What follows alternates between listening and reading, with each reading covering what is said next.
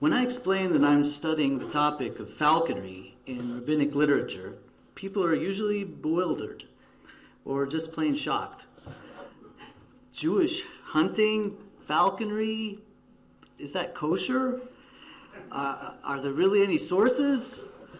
I myself was initially dazed and confused also by the foreign Persian terminology in the discussion of falconry in the Babylonian Talmud, and soon realized that I was not the first scholar puzzled by this archaic hunting method. As an urban modern, I was so removed from the realities of falconry, which emerged from the halachic and Nagadic sources I was studying, that a reliance on scholarly philological methods alone, like we employ in the Talmud departments, became inadequate. I began to seek out explanations from practicing falconers. That's one of my principal informants, David Horobin, on the left, and representations of falconry close to the period and to the cultural climate of the sources. Inspired by the work of Daniel Sperber, I began exploring the study of period art to help visualize forgotten customs and legal opinions. The cultural importance of falconry is supreme in its two main centers, Persia since antiquity and France in the Middle Ages. The intimate connection of influential Jewish communities with these cultures should not be underestimated. I began gathering images of falconry art as a tool to help penetrate obscure rabbinic sources from these areas. Thanks to much assistance and guidance from Sarah Offenberg, now the Jewish artistic representations of falconry can take center stage. But first, some background. As is well known, Israel fell under the domain of the Persian Empire towards the close of the biblical period. While no written record of falconry is left in the closing books of the Hebrew Bible or in ancient inscriptions, to my knowledge, it is accepted that numismatic evidence is found in the form of a Yahad coin, pictured here at the top, and which has received considerable scholarly attention, apparently depicting some sort of deity. If there was a hint of Persian falconry here, later, under Greek and Roman rule, it appears to have disappeared.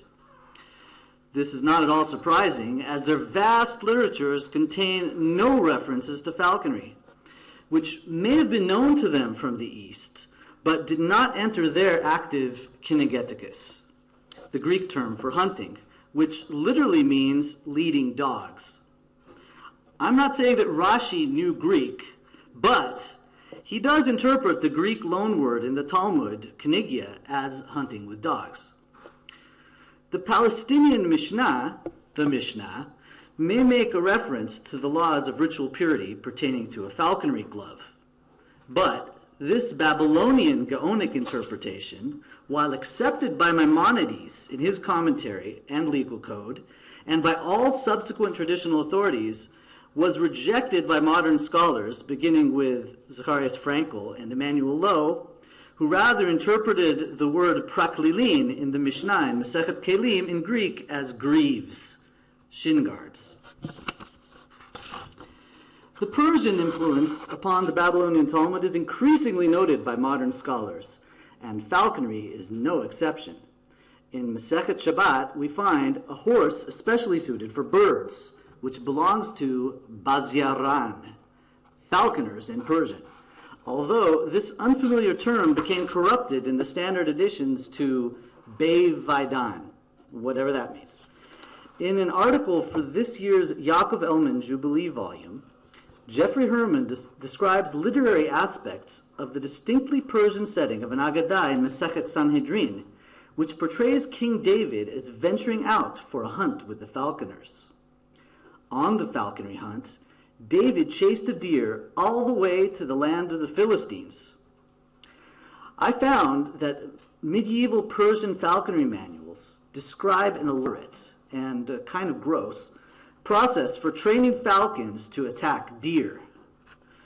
This hunting practice is illustrated in what Rachel Milstein informs me are probably Persian drawings from the close of the 19th century imitating older motifs. You can see in the center at the top that a falcon is employed in hunting the deer.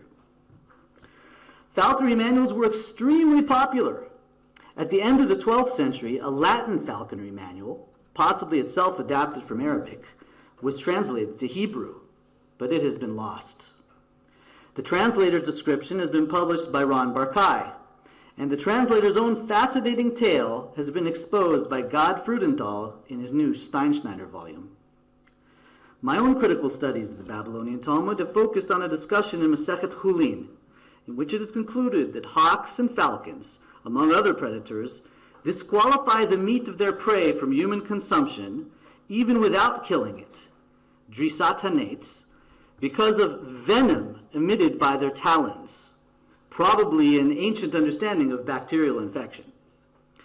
This perceived emission of venom, described with the Persian loanwords shade zihirak, is accompanied by a striking leniency which may have been conceived with the express purpose of permitting the Jewish practice of falconry. If the prey is ritually slaughtered by the Jew while the prey is still in the first grip of the hawk, the meat is kosher. Why? Because the perceived venom is not ejected until the talons are released.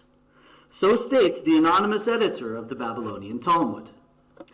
It is well worth noting that soon thereafter, the Quran also contains an explicit leniency to exempt falconry from the normal regulations of halal, a point hotly debated by medieval Islamic jurors as discussed in depth by Averroes in his legal work. Lest one imagine that the rabbis would be outdone by the Muslims in the amount of legal debates that they could generate surrounding the practice of falconry, we now shift gears to medieval France of the 12th and 13th century and the Baalei Tosafot. The Talmudic leniency which emerges from the Babylonian Talmud is relied upon in practice, as codified in Sefer HaTrumah. Another opinion of the Tosafot strongly opposes this practice, and in Shita Mekubetzet it is recorded that Rabbeinu Tam himself constructed silver fingernail talon guards for his personal hawk in order to block the perceived venom from entering the prey.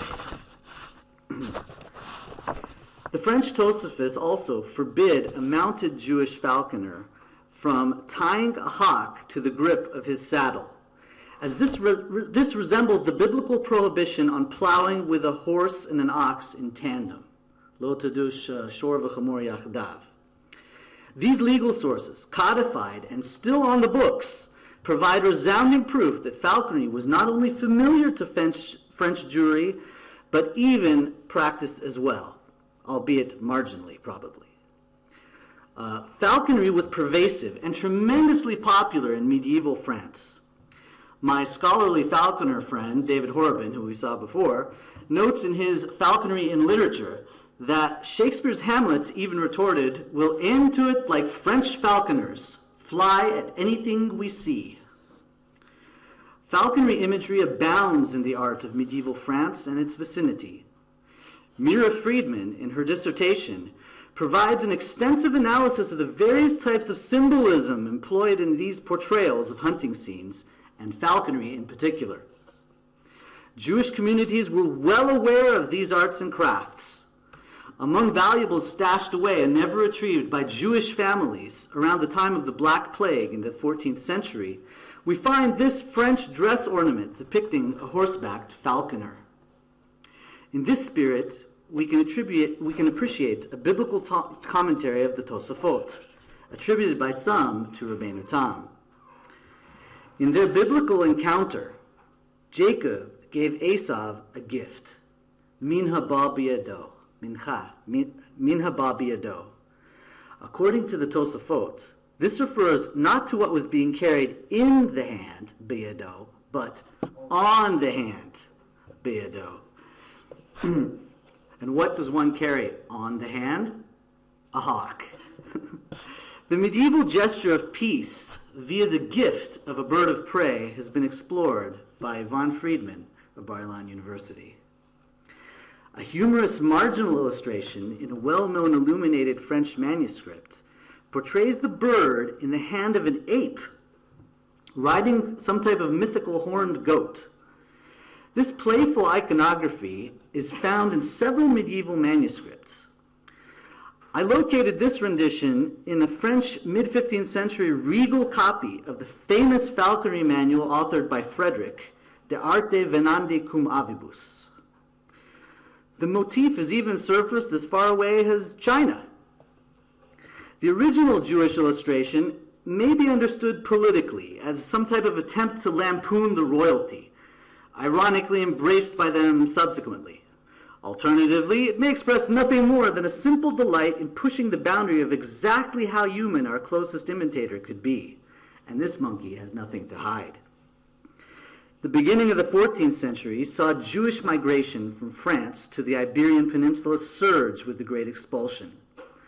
The northern halachic traditions previously imported to Spain, most notably by Rabbeinu Yonah of Gerona and Rabbeinu Asher, the Rosh, were now carried by droves of immigrants. They also brought their artistic style in one of their favorite subjects, falconry.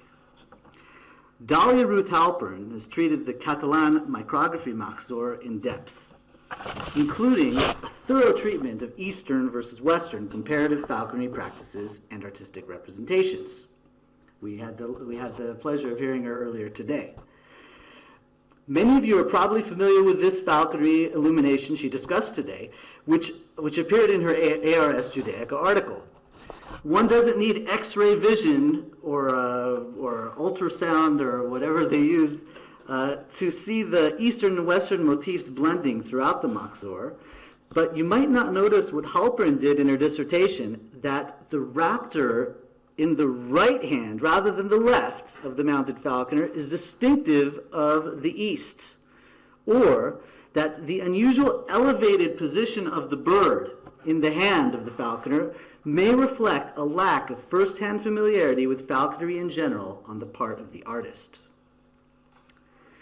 Towards the end of the Castilian Cervera Bible, above a text of Radak's biblical grammar, Sefer HaMechlol, just a second.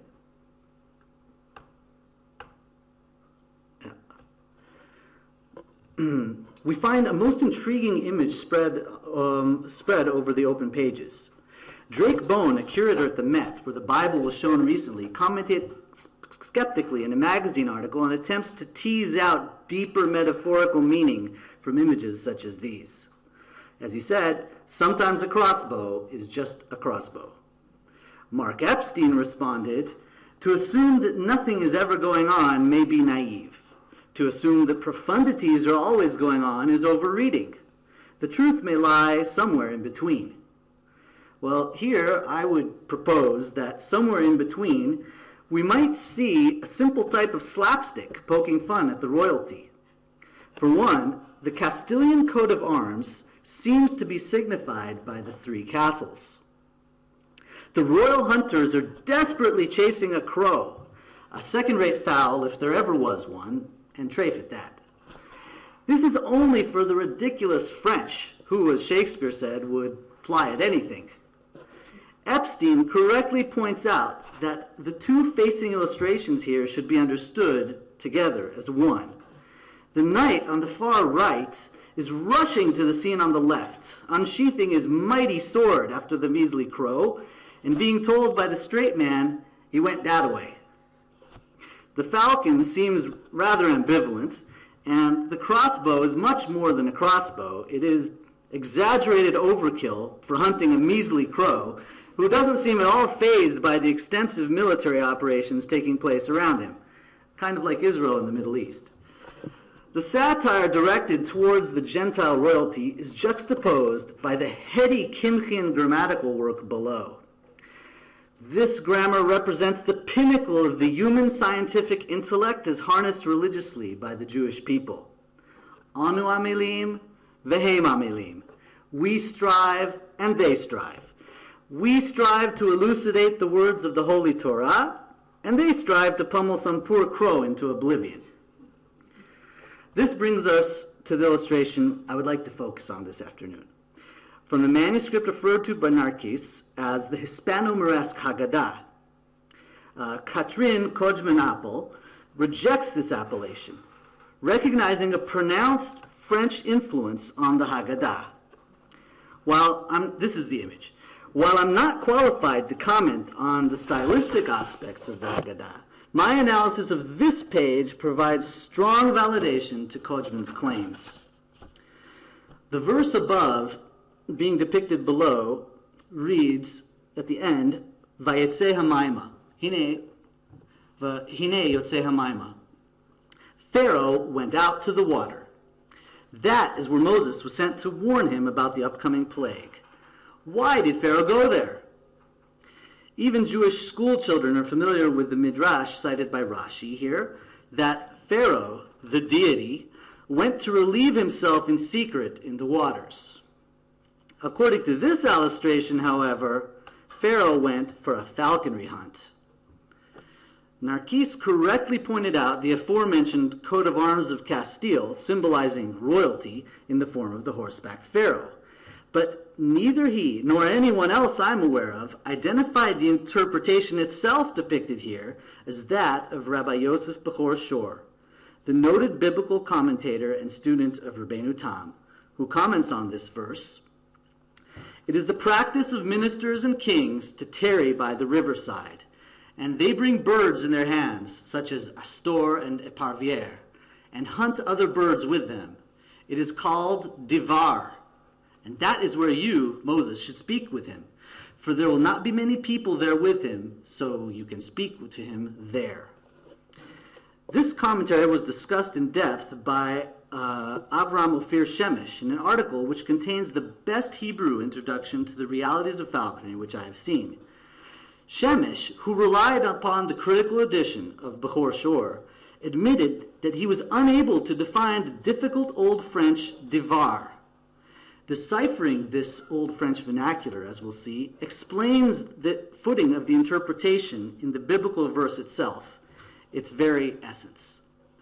And that brings us to the philological section of the talk today, which I'll try and make as brief and painless as possible. A comparison of corrupted collections of biblical commentaries of the Tosafists which cite this interpretation, and ultimately an examination of the smudgy Daled in the one lone relatively early manuscript of the original commentary on which the critical edition is based, suggests that the original text, instead of a Daled, contained a resh, reading rivière. The meaning river is obvious, of course, rivière, but the key is the expanded sense of rivière found in Old French, that is, falconry, or other forms of waterfowling, hunting by the river. In other words, when they said rivière, they meant falconry. The expanded sense is also found in Old English, in Chaucer's Canterbury Tales, as David Horobin pointed out to me. He could hunt at wild deer and ride on hawking for Leor, with grey goshawk on hond. And you can see that David Horobin himself, he has the grey goshawk on hond. Bechor Shor applied this expanded sense of rivière to the biblical verse itself, into the Hebrew, hamayma. Of course, in no dialect of Hebrew do we find such a sense, as the language did not evolve in an environment where falconry was a reality, as I explained at the beginning of the talk. As the text of the commentary was corrupted and the expanded vernacular sense itself is archaic, the understanding of the interpretation was lost to modern scholars like Shemesh. Now that we understand the commentary, I would like to address Kojman's proposal that the Hispano-Moresque Haggadah is really more French. Unlike Rashi's wildly popular French commentary, which was adopted early in Spain and spread to the entire Jewish world, the commentary of Bechor Shor is distinctly French, often cited only in Tosafist collections and Cheskuni itself, a French compendium, but practically nowhere else, not even enjoying the limited popularity of the commentary of Rashbam, its closest prototype. The subject of falconry itself already screams out, Vive la France, but the commentary of Bechor Shor, appearing in the Castilian Haggadah, may be likened to a Spanish stamp on a French passport. Thus, in the case of this illustration, we see strong support for Kodjman's general observations regarding the so-called Hispano-Moresque Haggadah. Now, let's shift gears to Ashkenaz, where we find many illustrations of hunting scenes in Jewish manuscripts, but relatively few depictions of falconry. This is not at all surprising, as a hunting culture in Germany was generally more oriented towards the use of dogs than to falconry. Furthermore, the Jewish communities of Hasidei Ashkenaz were not integrated with the surrounding Gentile hunting culture as were Chachmei Tzarfat. Rabbi Yitzchak Or Zarua, himself a student of Rav Yehuda HaChassid, expressed this deep antipathy in the poetic acrostic introduction to his legal compendium, Or Zarua, where the letters Tzadi, Kuf, Resh became Tzad, Kinigi, Rasha. Hunting, hunter, villain. His opinion was later codified by Rabbi Moshe Isserles, the Ramah, in his Mapah to Shulchan Aruch, which determined all subsequent rabbinic attitudes towards hunting, traditionally associated with Esav. Coupled with the expulsions from the falconry centers in France and a general Jewish trend towards urban environments, practice of Jewish falconry died out. The puzzling and bewildering archaic laws, with their difficult Persian and French loanwords, have received relatively little attention from modern scholars. About half of this talk focusing on art was adapted from my forthcoming article on medieval Jewish falconry in the new online academic journal of rabbinics called Akimta, edited by Professor Shama Friedman of Bar-Ilan University. I hope that the coupling of written Jewish sources with art, both Jewish and non-Jewish, will enable us to restore the rightful places of even more forgotten aspects of Jewish history. Thank you.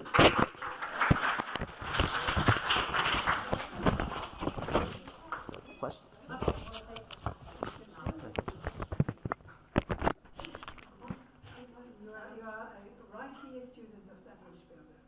Thank you. Thank you very much. That was that was my original step in was just I didn't understand what they really were. I didn't go into some of the detailed halachic discussions which I was talk about in my article, but when you get into things like the hawk, is the hawk tied to the saddle, or is he? The dogs that are being carried alongside, are they riding on the horse, or are they alongside? All these types of reality questions. I didn't have any idea what was really what was going on. So I began looking to the art, and the work of Dan Sperber was definitely an inspiration in seeing how he uses the arts to reveal the rabbinic sources. And you get into a very interesting interplay then of using the rabbinic sources to understand and explain the art.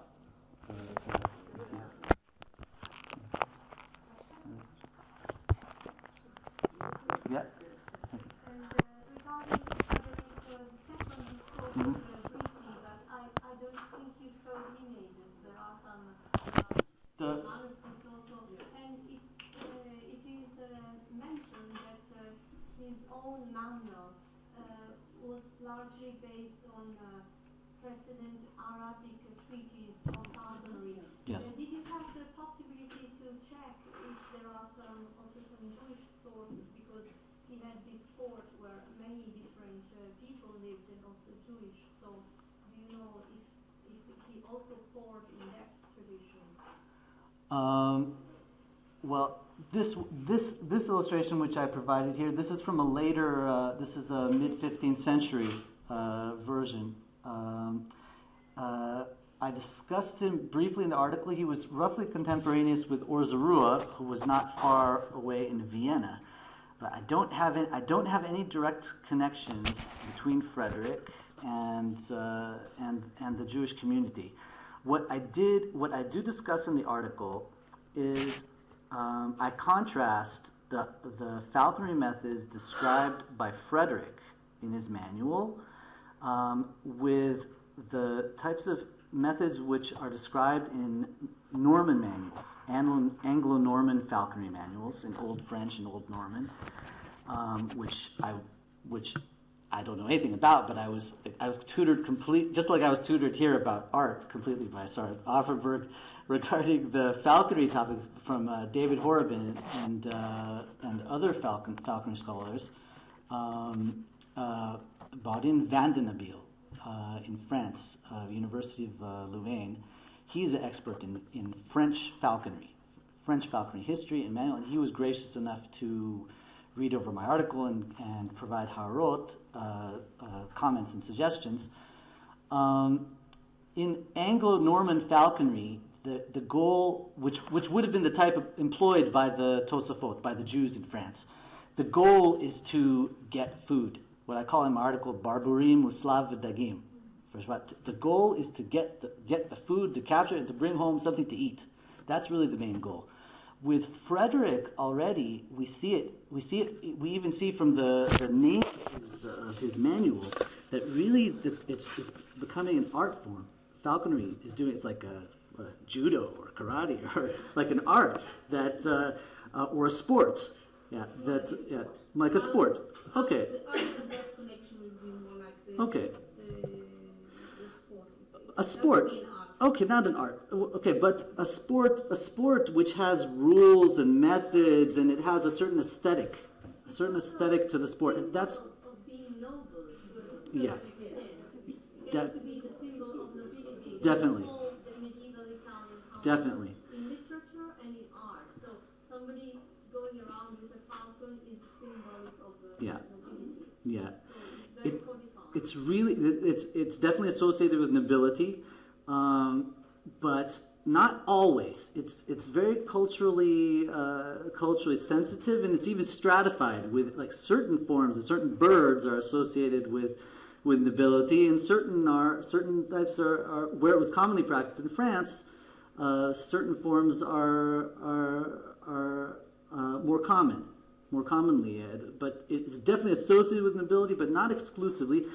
Without a doubt, the French falconry was associated with nobility. It was sort of like golfing, or something like that. That it was what our equivalent today, or skiing. Like hunting, as you today. Yeah, it's okay. Well, yes, hunting. Okay, well, hunting is associated with nobility, but there's also common hunt. There's also commoners hunt. I'm from America, and if somebody's hunting in America, they're amcha. They're really, I mean, really. But there's definitely forms. The Jewish falconry that would have been performed definitely would have been with the Jews that were close to royalty, and that I talk about more in the article.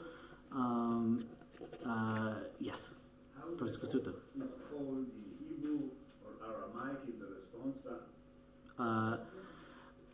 There's a tremendous the sheet of Rabbeinu Tam is the focus of the appendix of my article. There's a major debate there, but basically in Hebrew you have nates in the biblical. Now baz is a Persian word which entered Arabic. And the fact that we call falcon baz in modern Hebrew is itself, it's a topic of an article for the Academia Lashon, which I actually asked the question. I asked them the question of why is it called baz? Why did they accept that word? And there's biblical word. It's not at all simple. There's uses revier. Revier. That's very interesting. He has not a word to define this kind of bird. Which bird? Which? Riviere is river, but it refers to the practice of hunting. The practice of it, not falconry in particular, but what's called technically waterfowling. Any form of hunting by the river. Now, the river is a place. If you're hunting, the river is a great place to go because all types of animals are attracted to the living waters. They're going to be found there much more. You're going to find animals there. So hunters go there. So if we would say let's go to the river, you might think of swimming or something like that. But in medieval France, when they said let's go to the Riviere, they were talking about hunting. Et parviere, and that's the Latin word. It's actually when I spoke with Professor Sperber about it, he actually mentioned to me that that's his name, Professor Daniel Sperber. Sperber is the German form of parviere, which is the sparrowhawk, the small hawk, and that's the word used by Rashi, both in his Perush on the Chumash and on the Talmud to describe the nates. Rabbeinu Tam argues and says that the nates is really what we call the nates, the hawk. That is really the orev, in the biblical orev. It's a tremendous chiddush. And Rav Zerachi Alevi, the Bala Ma'or, he explains Rabbeinu Tam that it is from the lashon lehitarev, that lehitarev in bnei adam, that the hawk is mitarev, with you carry it on your head, and that this is this parish of Rabbeinu Tam, this incredible parish of Rabbeinu Tam. He relabels all the bird identifications.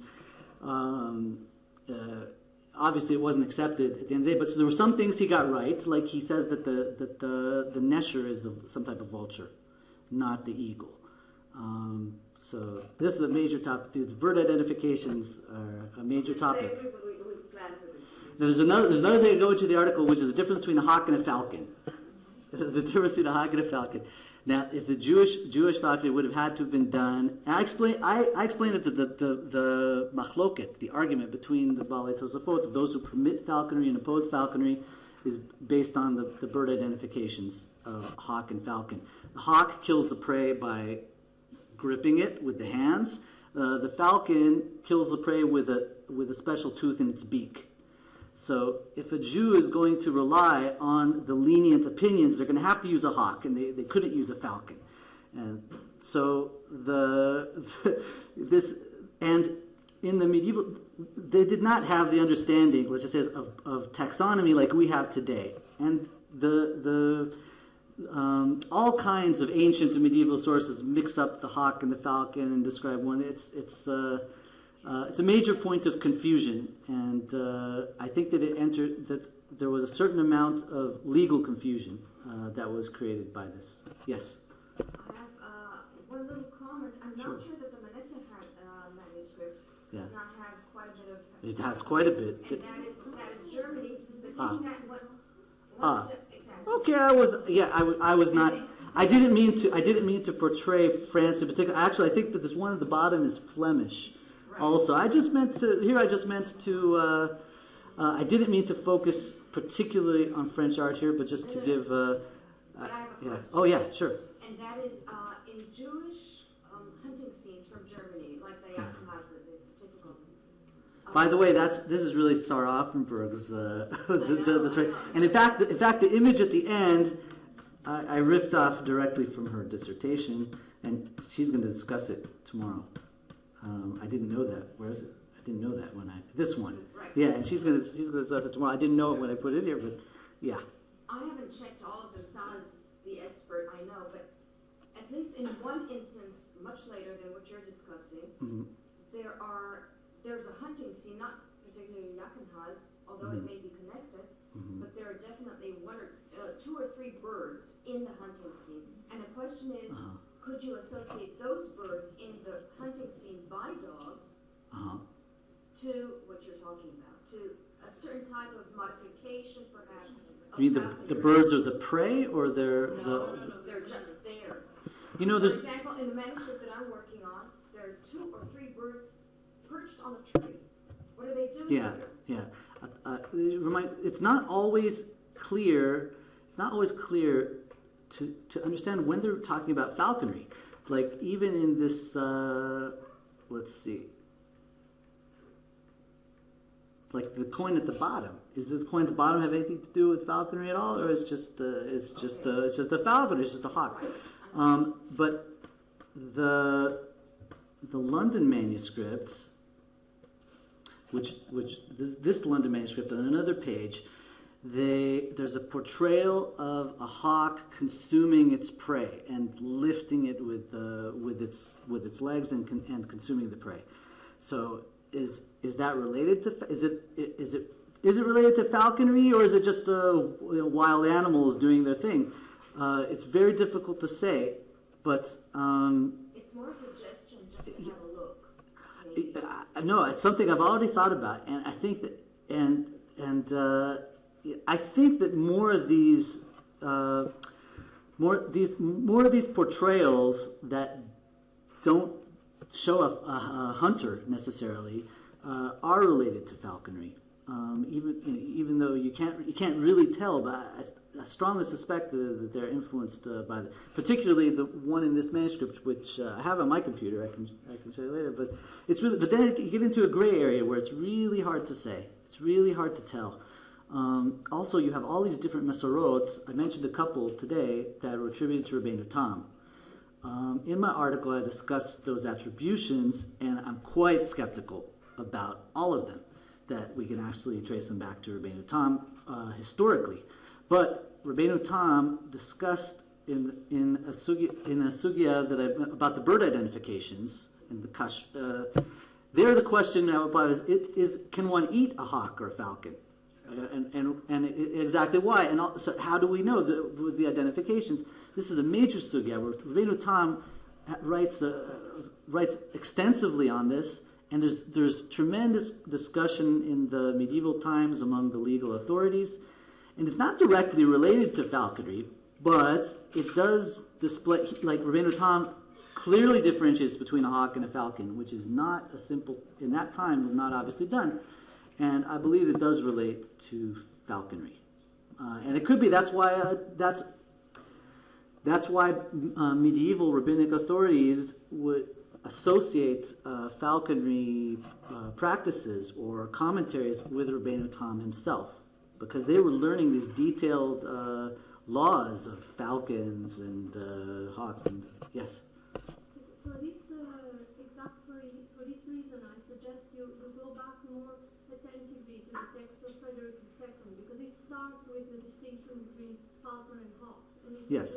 I don't understand anything about falconry. I just was studying it because of its artistic side. But I remember it is amazing. He distinguished the different kinds. He tries in the first chapters, a taxonomy, as you say in medieval times. It was very difficult, but he is remarkable because he looks at the number of feathers in the wings, technique of flight, and also the eye shape and color. And it was in the commentary, it was noted how precisely he could do it. But it was also mentioned that he would follow a certain Arabic tradition in this, which is not followed in general by other European authors. So he suggests a very interesting taxonomy. And this could be interesting also for your issue of necessity of distinguishing very well hawk from falcon, because they are different.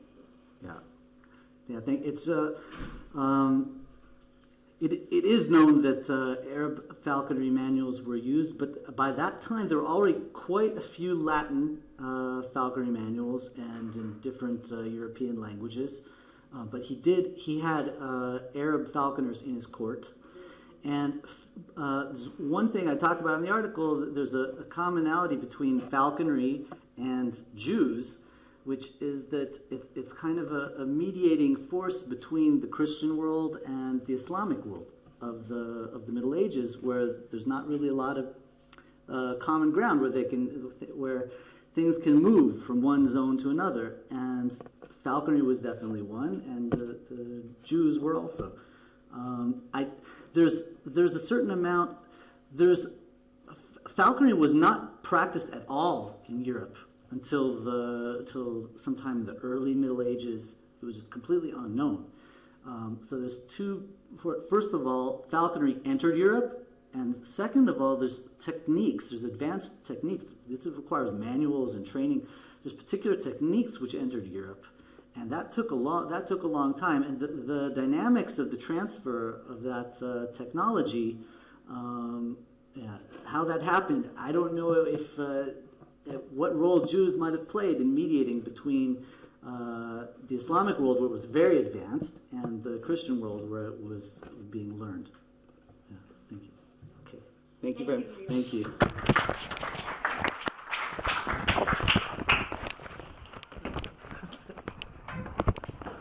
Our next speaker